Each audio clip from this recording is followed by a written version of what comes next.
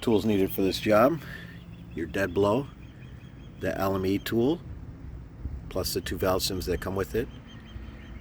You obviously need compressed air to air it back up, and some WD-40, and a kneel pad so you don't mess up your knees. Okay, as you can see, it's got this old rod out. Getting rid of the air. This tool, you just take your valve core, valve stems,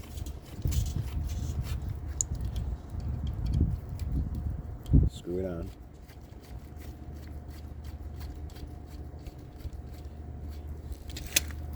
So it has this tool to reach in to pull the old core, but it's a trailer tire, and I'm just moving it to a different site and don't want this popping off. So if I push this in and try and get it out, it's going to break it anyway. So I'm just going to break it off and let it go flat.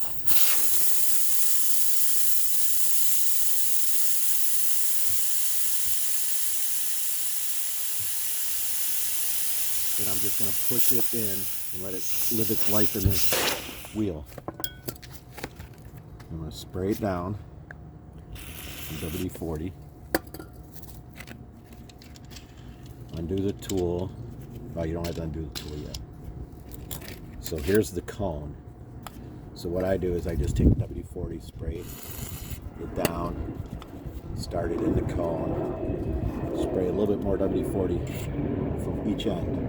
And this is way easier with a dead blow. So you just line it up, take your dead blow, it starts going down, and you line back up, and it's in. You just kind of wiggle it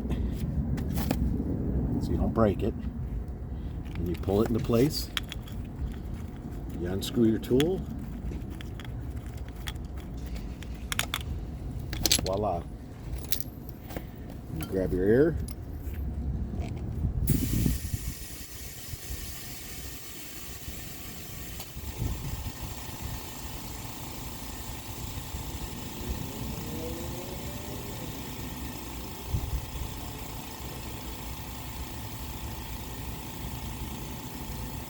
Not a very fast compressor.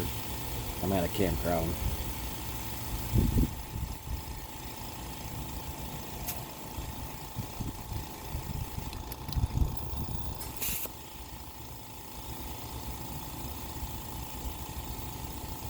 I'm just going to put like 33 psi in.